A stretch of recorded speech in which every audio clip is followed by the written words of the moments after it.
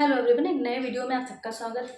यहाँ पे बात करेंगे हम स्किमिंग और स्कैनिंग की। यहाँ पे क्या होता है, ये दोनों पठन तकनीकें आप सबको पता होगा, लेकिन इनके बीच जो डिफरेंट है, इनके उद्देश्य क्या है, ये दोनों पढ़ने से रिलेटेड है। तो यहाँ पे डाउट बहुत ज़्यादा क्रिएट हो जाते हैं एग्जाम में। कभी कभी होता है जब सीटेट में, जैसे आपको पता है कि 6 लाइन का वो दिया हुआ एक आ गया और फिर पूछा गया ये कौन सी पद्धति है, तो वहाँ पर अगर आपको क्लियरिटी इतनी ज़्यादा अच्छी नहीं होगी तो वहाँ पर आपका क्वेश्चन गलत हो सकता है। तो जानेंगे हम बहुत ही आसान शब्दों में, बहुत ही एग्जाम्पल के तौर पर, कि स्कैनिंग को आप कैसे डिफाइन करेंगे और स्किमिंग को कैसे अलग अलग डिफाइन करेंगे।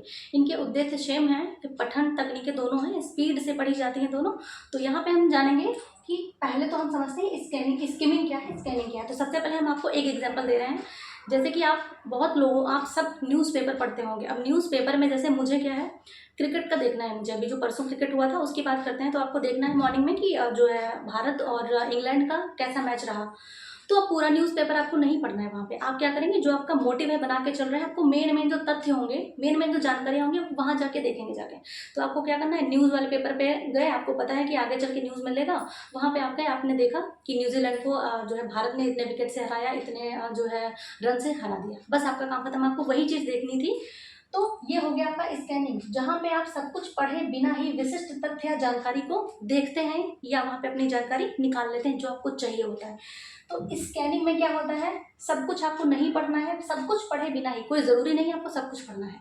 जो हमें निकालना है, जो तथ्य की हमें ज़रूरत है, जो जानकारी हम चाहते हैं कि हमें मिले, बस वही हमें करना है। जैसे कि हमें अपने फ्रेंड का नंबर देखना है, तो जैसे मम्मी लोग डायरी में नंबर लिखती हैं, तो मम्मी ने कहा कि मौसी का नंबर निकाल दो। हमने डायरी ली, वहाँ से क्या किया, सिर्फ देखते गए, मोटा मोटा सा मौसी का नंबर वहाँ निकाल दिया। हमें सबके नंबर पढ़ने की ज़रूरत ही नहीं है। तो यहाँ पे क्या हुआ, जो हमें ज़रूरत थी वो तथ्य सिर्फ हमने देखा। तो यहाँ पे ये क्या हो गया, आपका स्कैनिंग हो गया। आप अच्छे से समझ गए होंगे ये चीज़ें। यहाँ पे आपको सब कुछ पढ़ना ज़रूरी नहीं होता है। यहाँ पे आप बिना सब कुछ पढ़े, जो आपको विशिष्ट तथ्य या जो स्पेसिफिक चीज़ें जिनकी जानकारी आपको जाननी होती है, सिर्फ आप उसी को देखते हैं, उसी को पढ़ते हैं। जस्ट इसके अपोजिट ये चीज़ है। यहाँ पे क्या है, जैसे कोई स्टोरी आप पढ़ रहे हैं, तो वहाँ पे आप एक पैराग्राफ पढ़ के पूरी स्टोरी में क्या चीज़ है आपको नहीं पता चलेगी। नॉर्मल उसका अगर आप अवलोकन करना है पूरी स्टोरी का, जैसे मोटा मोटा हमें पता है कछुआ और जो है किसका, कछुआ खरगोश का कहानी। अब हमने कभी पूरा पढ़ा होगा इसको अच्छे से, तब जाके आज हमारे दिमाग में वो मोटा मोटा उसका जो एक इमेज होता है वो बना है पूरी कहानी का। तो यहाँ पे क्या होता है, आप किसी चीज़ को अच्छे से पढ़ते हैं, कंसंट्रेट होके पढ़ते हैं, मतलब अपना पूरा दिमाग, अपनी आंखों का पूरा यूज़ करके वहाँ पे ये चीज़ें पढ़ रहे होते हैं। किस लिए, सामान्य वहाँ पे अवलोकन के लिए। मोटा मोटा आपको पता चल जाता है कि जो आप पढ़ रहे हैं उसका कंक्लूजन क्या है।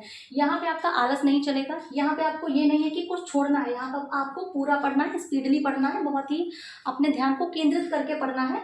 मतलब यहाँ पे आपको सामान्य अवलोकन और सामान्य जानकारी, जो मोटा मोटा जिसको बोलते हैं ना, मोटा मोटा हमें आइडिया हो जाएगा इस कहानी में क्या है, इस कहानी का मोटिव क्या था। जैसे ट्रेलर मूवी का आता है तो कुछ लोग मोटा मोटा लगा लेते हैं कि इस कहानी में ये होगा, हीरो बाद में मरेगा, हीरोइन तो ऐसा ऐसा करके।